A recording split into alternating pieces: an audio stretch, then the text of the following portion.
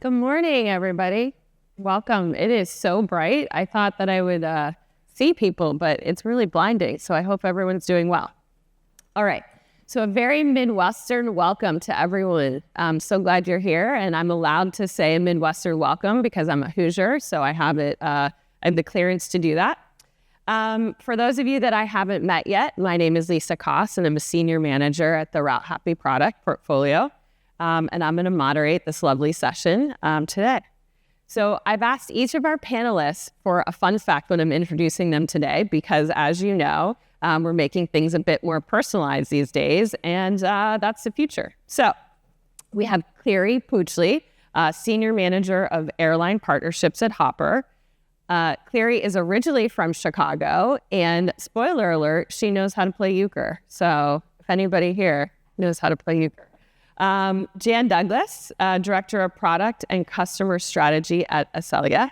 Fun fact about Jan is he collects airline teaspoons.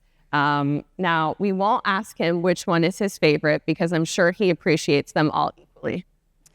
Next up, we have Jeff Klee, CEO and co-founder at AmTrav, which is part of the Travel Perk Group.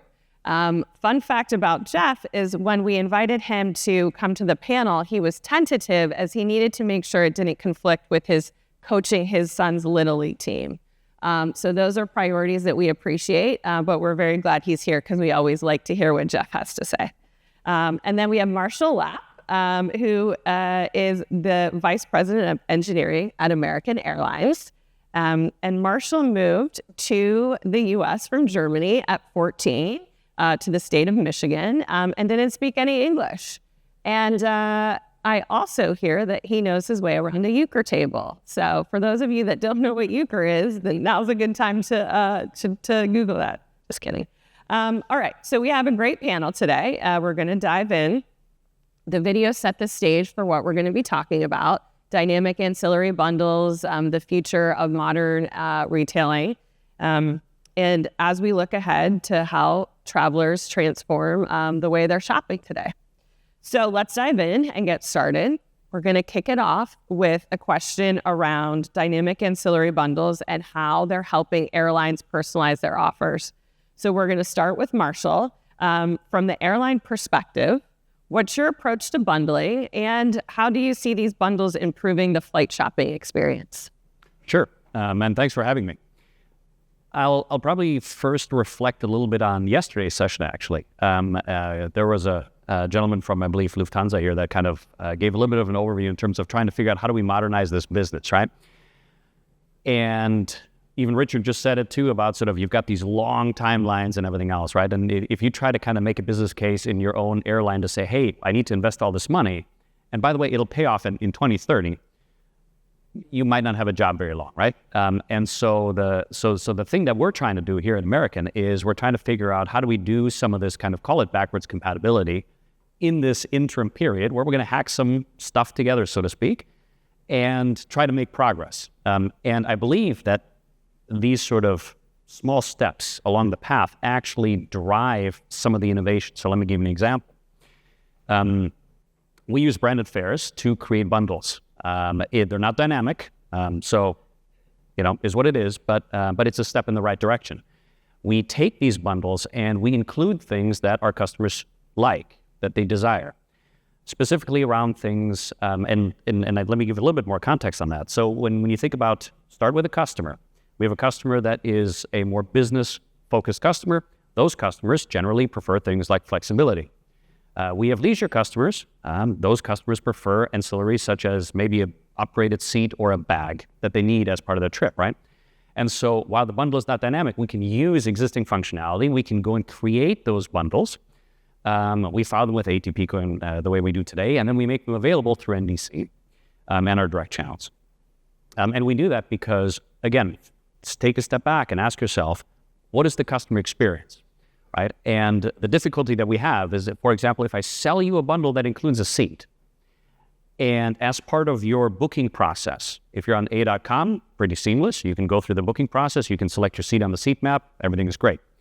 But we depend on the third-party channels, right? And so the desire from the airline perspective is to make sure that we can create that same customer experience. So when I sell you a bundle, I can actually fulfill it, right?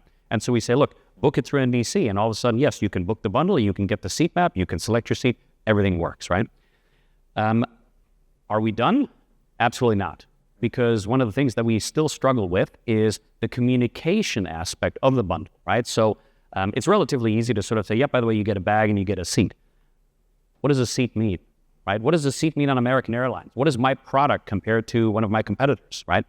And so try to communicate to the customer what are the attributes that goes beyond the quote-unquote seat, right? Those are the kind of things that we still struggle with. And that's, in my mind, part of this journey of what we're trying to solve here is to try to say, yes, focus on the communication aspect, especially in third-party channels. Because again, Richard had a graph up there in terms of what traffic is going to drive kind of through what channels. Those are important, right? And I think traditionally, I would argue we've kind of sucked as a business to communicate effectively what are we trying to sell, right? And we launched those bundles and we saw great uptake, right? So there's a lot of juice left in that orange. So that's my thought. Thank you, Marcial. Yep. So we're going to move over to Cleary and to Jeff to talk a little bit from the channel perspective. How can bundles improve the flight shopping experience for customers, and just what are the advantages? Cleary, we'll start with you. Yeah, absolutely. So Hopper is unique as an OTA because we participate very much so in the OTA space, but we're also really growing our business by powering B2B portals like Capital One, Combank Australia, among many others. And what we've heard from our airline partners is things like dynamic pricing and bundles really continue to be a high priority for them, which then in turn make it a high priority for us. And where I think ATPCO plays a really great role is being able to offer scalable solutions across airlines and then channels. So Hopper is able to consume content that's really relevant for our customers throughout our entire Hopper ecosystem. Good. Thanks, Cleary. Jeff, we'll hear from you. Yeah, I mean, I think anytime an airline wants to sell something and a customer wants to buy something, it makes sense. It's a win-win for everyone if we can find a way to make that available. So I think the more options that are available, the better for travelers to customize their experience. I think we have to be careful, though, that we need to present the offers in the right place. On the initial flight shopping page where you see lots of options without lots of flights, I would be careful of having too many bundles there. I think, a customer doesn't really know the difference between a bundle and a brand, and I would say there's probably a limit to about 3 in the economy cabin that you don't want to go beyond.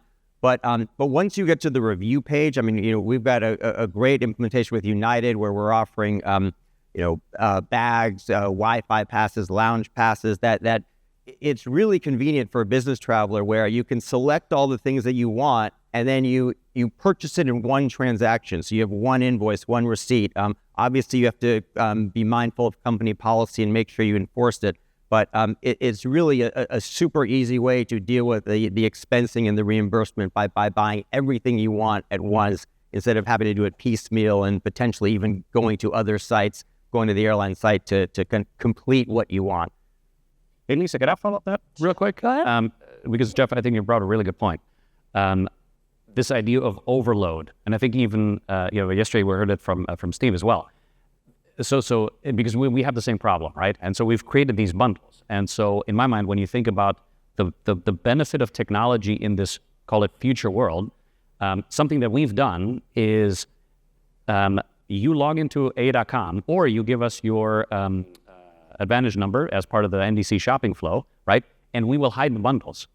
We will hide the bundles that you already get, right? So for example, if you're a status member with American Airlines, a gold status member, you get complimentary bags. Why am I going to show you a bundle that includes a bag when you get a complimentary, right? So think of that as a really good use case to take your bundling product, but then tailor it to the customer specifically, right? And adjust both your digital display and kind of based on the benefits that they get, right?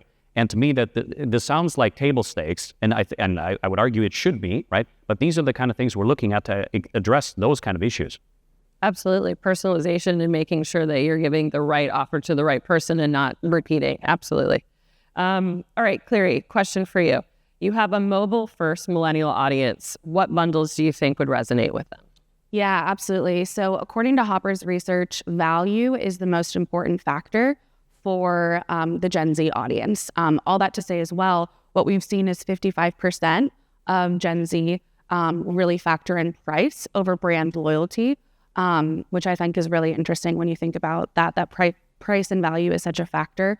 All that to say as well, we know that they're very much the largest online adult audience that we have. I can say I resonate personally being on the cusp between Gen Z and millennial and utilizing things like social media, both in the planning and the booking stage of travel is really critical. But I kind of want to switch it to what Marcial was just talking about on how important merchandising is. Because I think when you think about what a customer values, it's as important to be able to merchandise it as it is to sell it and be able to educate the customer on what they're purchasing, but also what they're not purchasing and not crowding so much of the booking flow to where it's more relevant. And so I think, ATPCO being able for us to utilize UTAs and other products that you guys have has been really helpful and part of that education process. So I'd say it's the merchandising that we're most focused on. That's great. Jeff, to round out the talk about the channels and the bundles here, any specific bundles that you'd like to see? Really, the best bundle is whatever the corporate client wants it to be. So, I mean, when we talk about dynamic bundling, the real power is letting a company that wants their travelers to have, a lounge pass or wants them to have extra baggage. Maybe they do the kind of work where they need it, to have a bundle that's custom for that specific corporate client. So all their travelers know that they're allowed to buy this bundle and they will get what their company wants them to have. Important. Okay, switching gears a little bit, Jan. We're collaborating closely on a dynamic ancillary bundle, potential integration between Accelya FLX and ATPCO's product catalog to unlock the ability to kind of enrich those offers with the key merchandising content. So why don't you tell us a little bit more about the components involved and how we can create and distribute dynamic ancillary bundles through the offer order management system? Right. I think like Jeff and Marcial said, the key is to define first the product. So which products do you want that are going to resonate with your traveler? Define those products first, then define your bundles. You can create multiple bundles, do those dynamically, and then be able to offer the right bundle to the right customer. So one bundle might be applicable to a guest, a different bundle to a loyalty, maybe to a silver, to a gold. As Marcial was saying, if they're already entitled to those components, don't offer them again. Corporations, as Jeff was saying, create unique bundles. So it's about defining the products, defining the components of that bundle, and then determining when to make that offer. The goal is to have differentiated content, to drive adoption to NDC and making it applicable to the channel that's consuming it and be it the traveler or the corporation. So pretty easy. So what are some of the operational or technical hurdles when we're talking about this? A lot of it has been inertia. Having the corporations or the sellers wanted to consume the bundles. Now I think there's a lot of desire to have that differentiated content. Like one of our customers, United, have had bundles on .com for years. They create about 24 or 5 different bundles in our merchandising platform and then offer it on .com. So now it's about pushing those through the NDC channel, but don't overwhelm. So making the right content, making the right bundle, the right proposition, create the meaningful bundle, and then probably most importantly, consider the whole flow. So it's not just making the offer. How do you fulfill it? How do you add it to the order? How do you then pay? How do you service? You issue is it one EMD, multiple EMDs? Do you have to retain the bundle once you've purchased it in a service flow or an IROP? So I think that's a lot of we've been focusing on to make sure it's consistent and it flows and you don't create a service headache. Thank you for that, Jan. So let's talk a little bit about standards, right? Standards, why are they important? How does the lack of industry standards specifically, impact scalability and adoption in the industry for both dynamic ancillary bundles and NDC? Mixed in there, or ATPCO, how do you see ATPCO playing in the space? So it's a question for all of you. And Cleary, why don't we start with you? Yeah, absolutely. I'll speak on NDC. So Hopper is really focused on increasing NDC adoption because we want customers to have the best content that's available in the marketplace. And we know that that's mainly through NDC. And so from a connectivity perspective, we look at really three things: what is scalable, reliable, and then obviously the economic impact as well. And so we've worked very closely with our friends at Accelya on direct connects, also utilizing Amadeus NDCX along with aggregators. And all that to say, we just think it's really important for us to be able to offer the best content possible to wherever those customers choose to book, especially because we operate more in closed user groups like Capital One. We find it really critical from that perspective. But I do want to talk about the dynamic ancillary bundles, because I think ATPCO plays a really important role on that with setting industry standards. So I think kind of to what we've been all talking about of not overwhelming the booking flow and really being able to educate the customer, I think you guys play a role on setting those industry standards. So when something like dynamic ancillary bundles is, launched, how is that content consumed? How is it classified? And then how is it received from the customer? Absolutely. And we're working on that. Jan, so the scalability and adoption in the industry, what do you think? I think the part that you can play, I think, is helping the industry be consistent and clarity. As NDC, we're seeing tremendous volume through our platform with all our airline partners. So now as the sellers have to consume multiple NDC pipes for the different airlines, and then they have to merge those together onto one screen. It's how do they present that clearly to the customer, because the customer doesn't know what's coming behind the scenes. So they need to be able to present it clearly and it be consistent across all airlines. So I think in the Shop Order Pay advisory forum last month, ATPCO and IATA, then a lot of the airlines, there was a lot of conversation about how do I break down, what is my refundability, what is my change fees, how do I pass my loyalty in? If I am a loyal member, how do I make sure that I'm not being offered products that I already get for free? And then consistency around how is the API implemented. So I think Accelya has a part to play helping our airlines with that consistency. If I ask for non-stop, do all of the APIs only give me non-stop? So I think it's that type of thing. And I think ATPCO could help sort of with, we talked on previously about white papers and trying to bring some of that standardization across all the different players. It's important to keep it moving. Absolutely.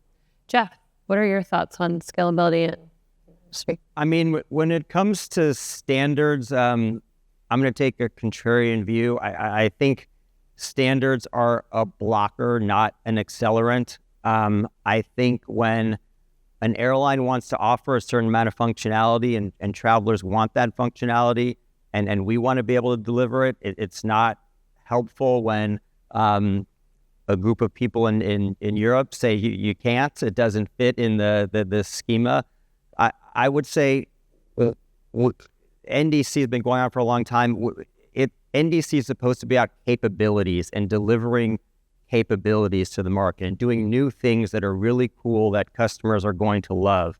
And we've gotten caught up in this, really bad dynamic where everyone has to agree on everything in order to get anything out the door. And let's just do cool things.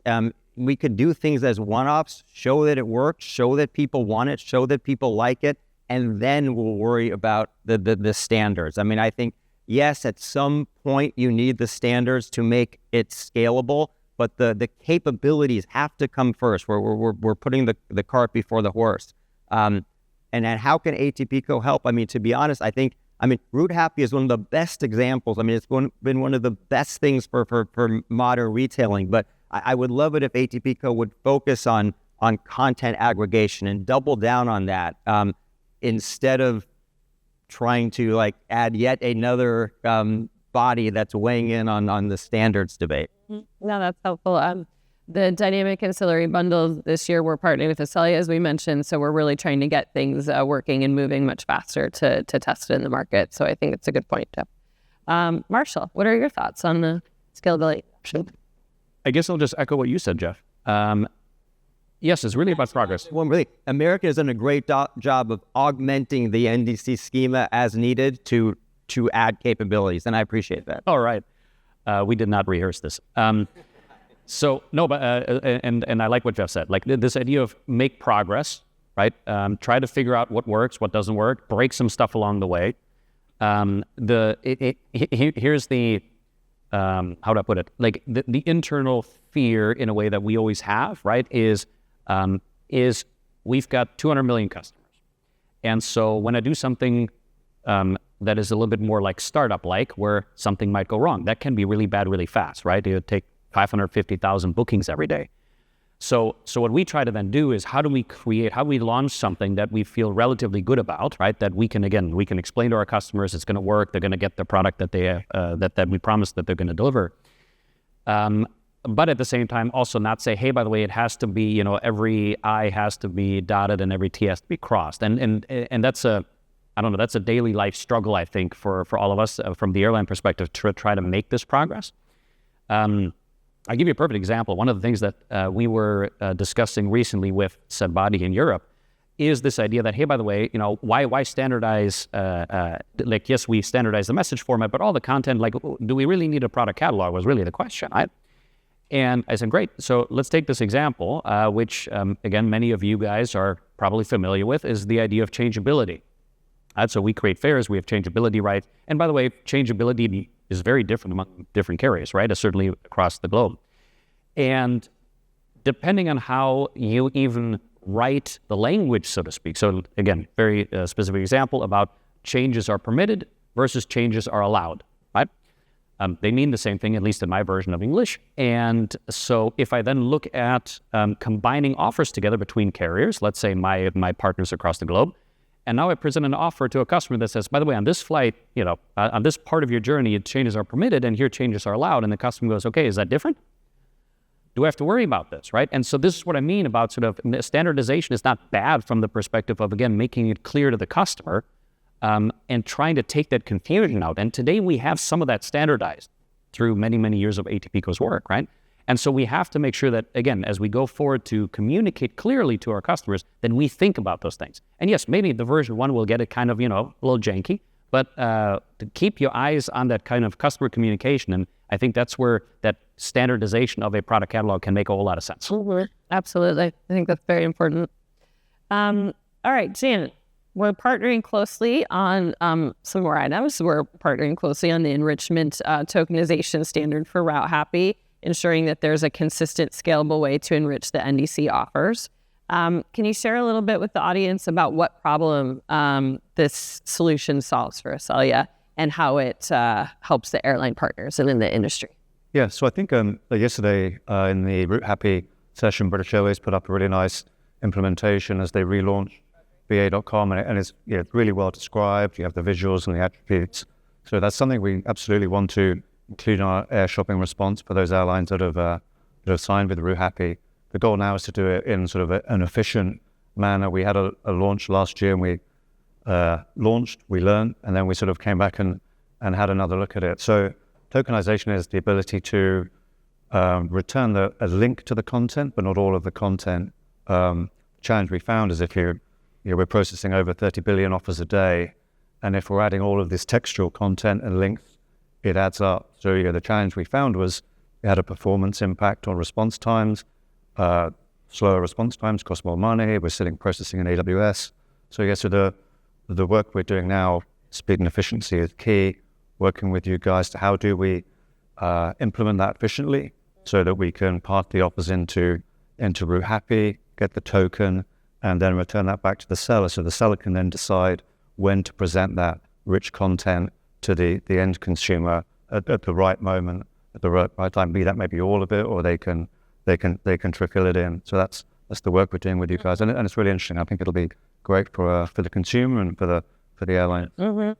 And Jan, would you say that the challenges and what we're working on? I mean, it's a challenge for the industry. It's not just unique to Accelya for the. No, I think everyone's going to have the same issue. How do you as volume increases, how are we doing that more efficiently and ensuring that we don't just keep on adding content into the payload and the response? The goal is fast shopping times, right? Customers don't want to be waiting. With those volumes, the better we can do. Yep. All right. Let's move and talk a little bit about visual merchandising. Jeff, over to you. So visual merchandising plays a huge role in retailing. Obviously, we've heard a lot about that, and Routehappy has a lot to offer. I've heard before you've just talked about seats. Tell us why it's all about the seat in your perspective. Because travelers are obsessed with their seats. When we get customer feedback about their flight or booking experience, it always seems to be about the seat, one way or another. I mean, my dream is to be able to book flights the way you would book like tickets to a Dodger game, where you see a seat map of the plane. Every seat has a price. You can click on it and see the view from that seat. So you really know exactly what you're getting. And I think the more, look at like the fact that sites like Seat Guru and a couple of newer ones, like their entire site's just devoted to giving people details on the seats that they're going to be on. And I get it. If you're on a really long flight, you want to know where you're sitting. So the more we can do to deliver that information and to really educate people on what they're getting, so there's no negative surprises when they get on the plane, that I think the better off we are. Absolutely. AmTrav was an early adopter of our virtual tours, which was displaying Renaissance content through our existing API solution. Can you tell us a little bit more about that and the visual merchandising that y'all are doing? Yeah, I'm really excited about this product. It's a product from ATPCO, where you can actually go in when in the shopping flow, where you can pull up a 360-degree tour, and you can see the plane that you're on. You can kind of walk through it, which we've implemented, and you guys have, I think, like 5 or 6 carriers now, but a lot more are coming. I know United and Delta here in the U.S. have some of their planes loaded, and it's really great. Customers love it. We've gotten incredible feedback on it. We want to take it to another level, which is to actually integrate it into the seat selection process. And so there again, when you're selecting a seat, you can get like the view from exactly that point of the plane. But we've only scratched the surface so far, but I think that the sky's the limit with this, and it's an area where customers would really appreciate a lot more iteration and development. So Renaissance, yesterday, Diego walked through in one of the sessions showing a little bit about the immersive experience, and it's really, really quite cool to be able to see where you're sitting on the plane and to explore. And Renaissance data shows more than half of users, about 58%, are interacting with the content, touring the aircraft cabin. And so I think, Jeff, we've kind of heard, but how did that meet your expectations, like to after you've implemented, like to be able to look around the cabin? You're hearing good things? Yes, we're really happy with it. And like I said, our customers are really happy with it. And, we've gotten a lot of survey responses like, oh, those seat maps are awesome, things like that. So, which is very gratifying. Yep. And part of what we're trying to do at Routehappy, and I think we've mentioned in a few of the other sessions, is to give you the ability to merchandise how you want. So there's many different offerings through the attributes and through the visuals to make it a customized, personalized experience, so that you can pick and choose for your flight shoppers what you feel is going to resonate best. All right, so we're going to move on to one of our last questions, and it's going to be for everyone here on the panel. What's the one thing, or it can be multiple things because we have a little extra time. What's the one thing the industry needs to get right in the next 12 months, in your opinion, to unlock the full potential of dynamic NDC, modern retailing, really anything from your perspective? But what's the biggest stuff that you think we need to get right? And we'll start with you, Cleary. Yeah, absolutely. So I think we've had a lot of conversation about bundles and not overwhelming the booking flow and having the right bundle to the right customer. But I would say from the channel perspective, and especially from my background, spending a lot of time in airline distribution and then moving over to the OTA side, I think something that really excites Hopper is the ability to sell more ancillary. So, we talk about seats, we talk about bags, but the whole point of NDC, to what Jeff was saying, was like its capabilities, right? And it's expanding what is, what's possible. And so what really excites us and excites me personally is I just don't want to sell a basic fare. I don't want to just sell a seat. I want to be able to utilize NDC to be able to unlock a whole remit of ancillaries that are relevant for the Hopper customer, whether that's, someone who's a Gen Z booking in our mobile app, or whether that's someone in Japan utilizing their points to book with a financial institution. I think what we would love to see a little more of is, again, having those ancillaries unlocked. Great. Gary, thank you for sharing. Jan, what are your thoughts? I think in the next 12 months, it's about NDC adoption. It's that last mile of we've done a really good job of offering and creating the order and settling, and now it's about service. There's some last gaps there, and then helping our airlines, as these guys have said, about being able to define and create products, then create bundles, do that in a consistent way, and then be able to launch that out to their partners, try, hopefully not fail, but be able to iterate through, and then help them through the whole selling and servicing. So yeah, we don't want to sell a product if we can't service it. Goal is no phone calls unless absolutely necessary. So everything should be supported in the APIs or through our call center app. And we're seeing tremendous growth in NDC. We hope that will continue despite the political headwinds, and we'll continue to support our airlines as we move forward, and we help them grow. Great, thanks, Shannon. Jeff, what are your thoughts? I'd like to see the wall that usually exists between indirect and direct distribution come down.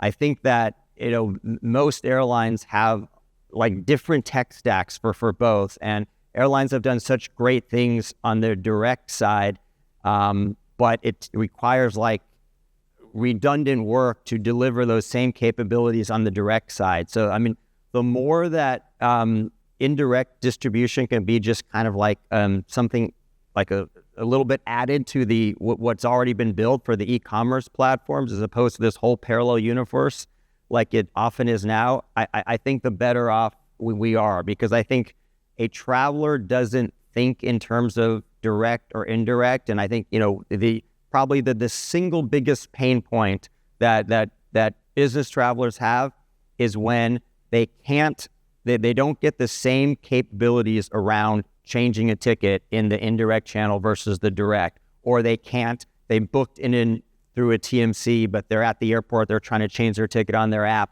and they can't because it's an indirect ticket.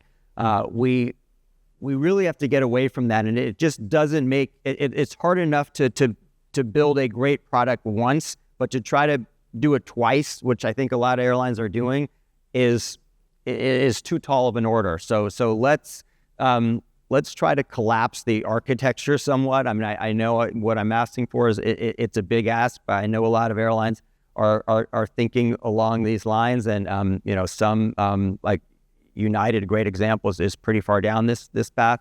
I'd like to see other airlines get there too, so that for a traveler, they can move back and forth between direct and indirect seamlessly. They don't know the difference, and there's no friction with doing that.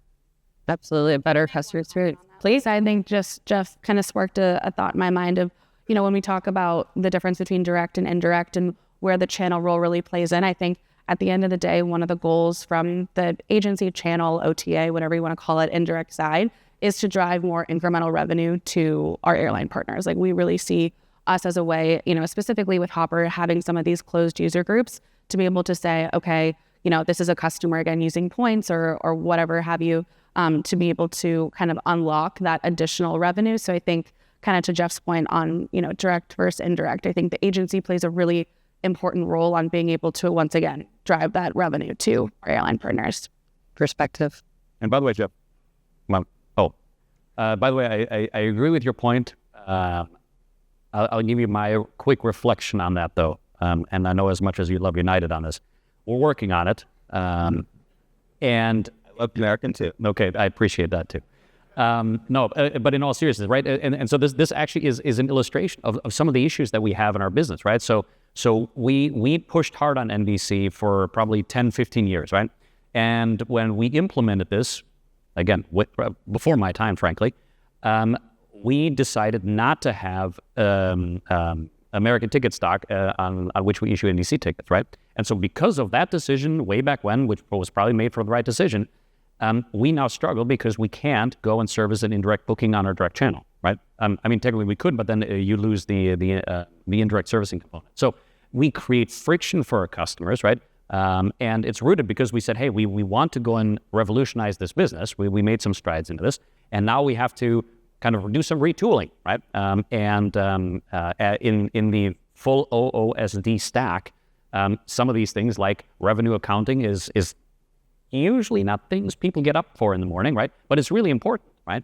And with those changes, to make those changes, to be able to, again, focus on the customer and create that indirect servicing on your direct channel and vice versa, it's difficult, especially because you built something many moons ago that now you kind of go and say, we probably should have thought about this, right?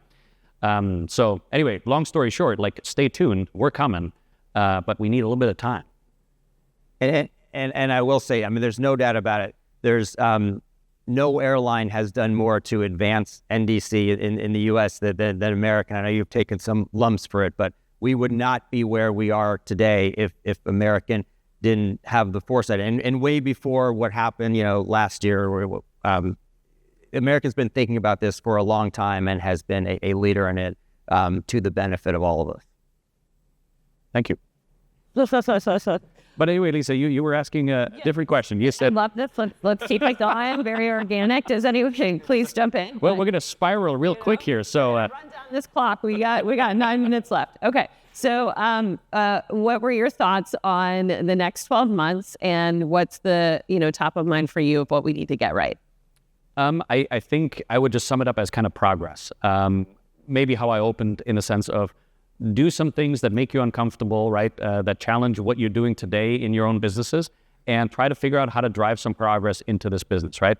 Like I said, I talked about our bundles. We recently, fairly recently, earlier this year, maybe late last year, pushed pretty hard into the continuous pricing space, right? And again, is it as pure as we would all want it to be? It's not. But again, we're working across all the industry partners to kind of get that into a good place, that we can actually push it out through our channels. Our customers can buy it, and it works, right? And so again, all of these are examples of trying to make things, again, sort of backwards compatible, so that way you can still try to make progress while you still have this parallel universe that you're building. That is the more, I don't know, I don't want to call it more pure, but it's the more futuristic version where you can get rid of some of this legacy technology that you have, but realize that you need to kind of push both. If you're not pushing both, you're going to be left behind. To Jeff's earlier point, I think that's why industry collaboration is so important, and we, have been partnering and working with all of you at the Routehappy product to try and move things forward as fast as possible. It's obviously a hard sometimes between airlines and channels and GDSs and everything in between. But Routehappy is really here to help, and we look forward to, continuing to work with each and every one of you on the next 12 months and beyond to make retailing a little more personalized and a little more sophisticated. That said, we have a few extra minutes if there was anything that any of you wanted to touch on. If not, then we can plug some of the next sessions, Routehappy sessions that are upcoming. I would say something that you just said, Lisa, that I think is really resonating is the fact that just like there's not one airline customer, there's not one channel. And so what I will say, what I appreciate about ATPCO is being able to look from the channel perspective at your suite of products, kind of plug and play where we see fit, where it makes sense for our specific channel, our customer needs. And so I give you guys kudos there. Sorry, I appreciate it. I don't know. I've got another a follow up to Jeff's comment earlier about kind of the. By the way, you could tell me to stop, right? So it's quite all right. And by the way, this is another struggle that we're trying to kind of puzzle through. This idea of having call it virtual tour, something that you can effectively show off your product, right? I think you had in the video earlier. It's a very cool feature, right? From an airline perspective, I think it's great because, by the way, we invest billions of dollars in our product, literally, right? We've got some beautiful aircraft. We got more on the way. And you should ask yourself, like, does this become a differentiator going forward? Right? In the sense of, if I have, again, you first, you can see my experience and you can't see it on my competitor. That's different.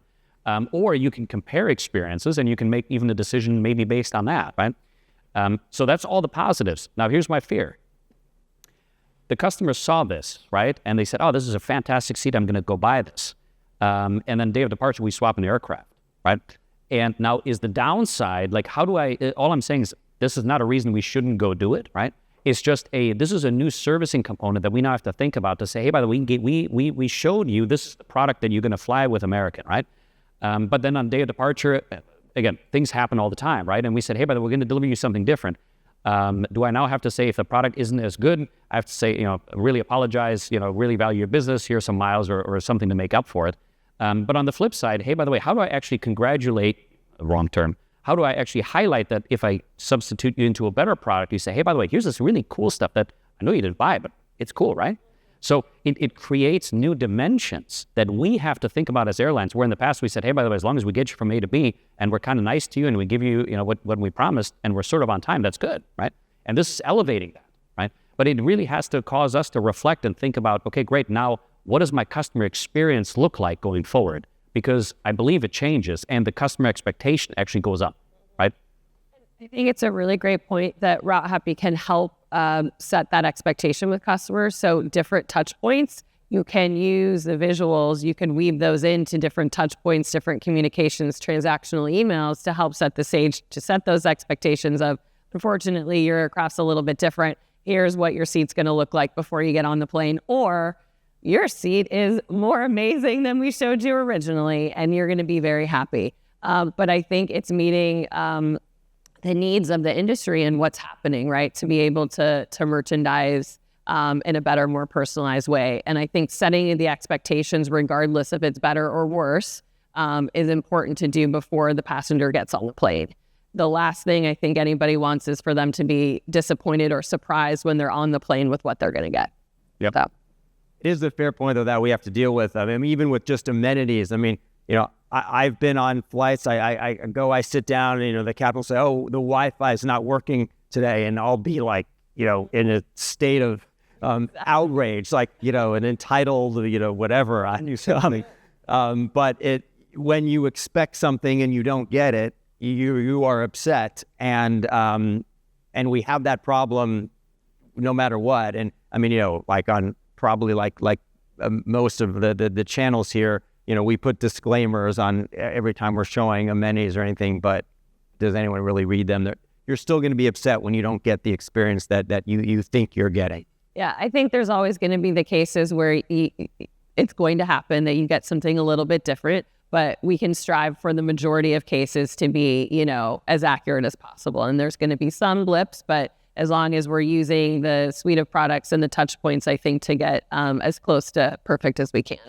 And as a flight shopper, I think that that's reasonable. All right. Well, I want to thank the panelists. I think it was a nice session this morning. I hope you agree. I think we're putting up a QR code. It's hard to see anything, but we're putting up a QR code somewhere to be able to plug the next Routehappy sessions that are coming. So at 3:30 p.m. today, we have Unlocking New Possibilities for Corporate Offers with Routehappy Visuals featuring United Airlines, Navan, and Spotnana. And tomorrow from 9 to 12, we have the Routehappy Workshop. So it's going to be a hands-on collaborative session to co-create the future of flight shopping. That sounds pretty exciting. So I hope you can attend. And thank you again to the panelists. Appreciate your time.